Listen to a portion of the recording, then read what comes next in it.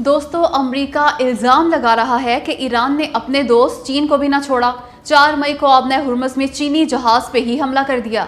हालांकि इस जहाज पे साफ लिखा था कि यह चीन की मिल्कियत है, इसमें चीनी सवार हैं। यह हमला ईरान ने मिसाइल या ड्रोन से किया।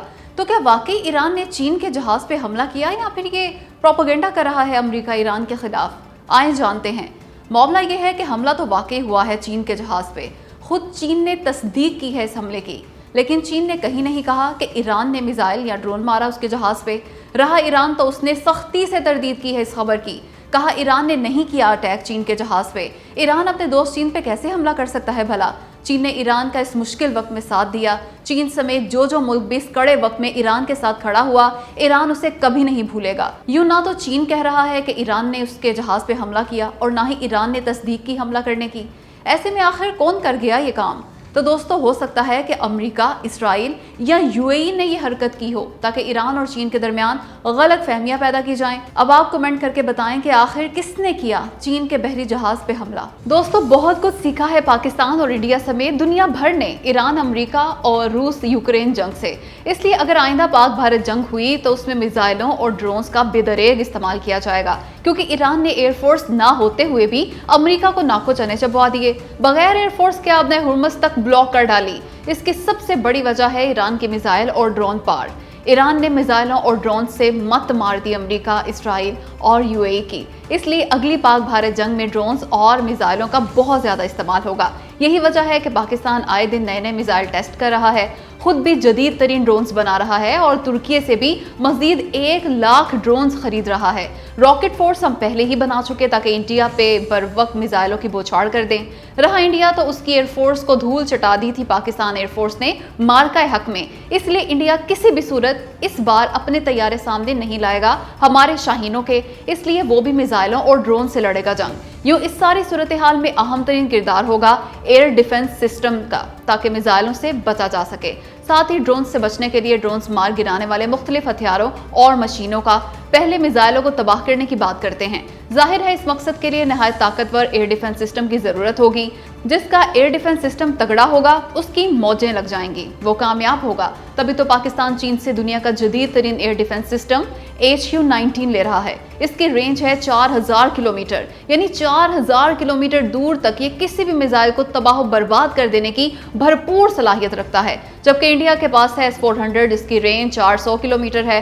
मगर मार्का हक में पाकिस्तान ने 2 S-400 तबाह बर्बाद कर दिए थे भारत के, और भारत ने भरपूर कोशिश की कि रूस उसे S-500 दे दे जो 500 किलोमीटर दूर तक मार सकता है मिसाइलों को, लेकिन रूस ने इनकार कर दिया। अभी तक तो उसने S-400 का पुराना ऑर्डर पूरा नहीं किया। यूं भारत मिसाइलों की लड़ाई में भी मुंह की खाएगा। रही बात ड्रोन से बचने की, तो इसका क्या किया जाए? तो दोस्तों, भारत बेबस है इस मामले में, क्योंकि उसके पास ड्रोन्स गिराने का कोई मौसर तरीका नहीं। वो मजबूर होगा ड्रोन्स को अपने दिफाई निजाम से मारने के लिए, और ड्रोन्स को एयर डिफेंस सिस्टम से गिराना दुनिया की सबसे बड़ी बेवकूफ़ी है।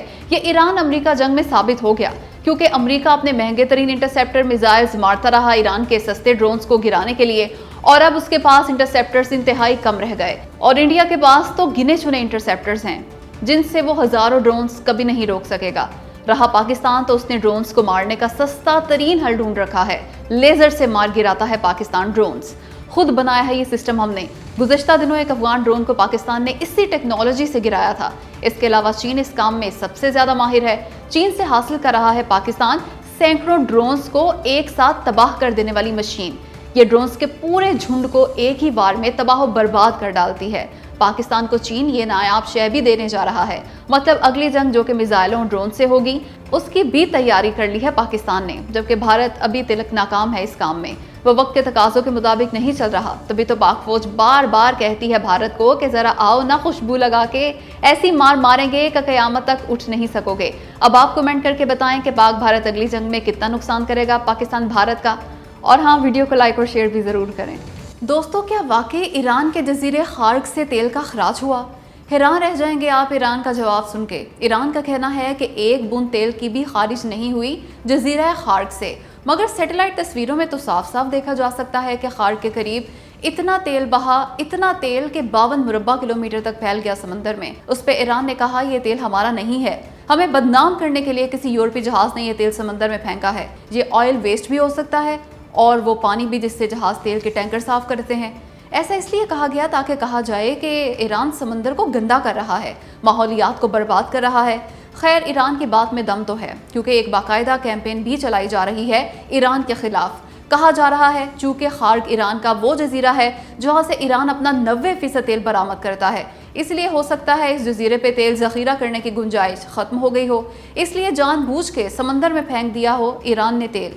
امریکہ نے ایرانی بندرگاہوں کی ناکہ بندی کر رکھی ہے، ایسے میں وہ اپنا تیل برآمد نہیں کر پا رہا، تیل نکالنا بند کیا جا سکتا نہیں، اس لیے تیل کی پیداوار بھی جاری ہے۔ یوں شاید سٹوریج سائٹس بھر گئی ہوں ایران کی اور اس نے خود تیل پھینک دیا ہو سمندر میں۔ دوسری بات یہ کی جا رہی ہے کہ ہو سکتا ہے کہ پائپ لائن لیک ہو گئی ہو ایران کی، وہ پائپ لائن جو ایران نے جزیرہ خارق سے ابوذر آئل فیلڈ تک زیر سمندر بچھا رکھی ہے۔ دہائیوں پرانی پائپ لائن ہے یہ، جو اکتوبر 2024 میں بھی لیک ہو چکی، ہو سکتا ہے اس بار پھر لیک ہو گئی ہو، جس کی وجہ سے تیل پھیل گیا ہو سمندر میں۔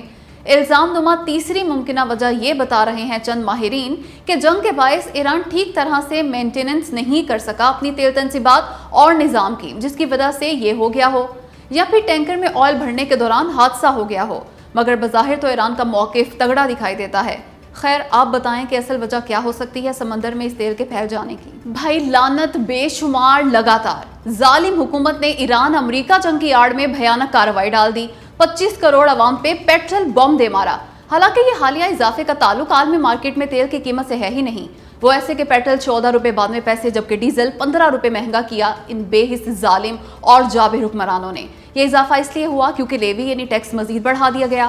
پیٹرول اور ڈیزل دونوں پہ 13 روپے 91 پیسے لیوی بڑھائی حکومت نے، مطلب عالمی مارکیٹ میں تیل مہنگا ہونے سے پیٹرول صرف 1 روپیہ 1 پیسے بڑھا جبکہ ڈیزل 1 روپیہ 9 پیسے۔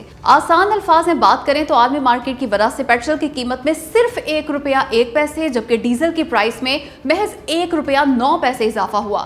لیکن حکومت نے کہا صرف 1 روپے کا اضافہ، مزہ نہیں آ رہا، برباد کر دو عوام کو، غربت چھوڑو، غریب کا خاتمہ کرو، اس لیے 13 روپے 91 پیسے لیوی لگا دی پیٹرول اور ڈیزل پہ۔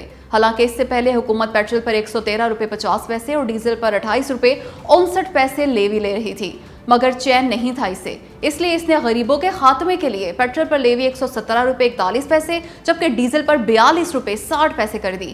تبھی تو اس ظلم پہ جھولیاں پھیلا پھیلا کے بددعائیں دے رہے ہیں غریب عوام اس ظالم حکومت کو، اور کیوں نہ دیں؟ پیٹرول اور ڈیزل مہنگا ہونے سے ہر چیز مہنگی جو ہو گئی، جینا مشکل ہی نہیں بلکہ ناممکن ہو چکا۔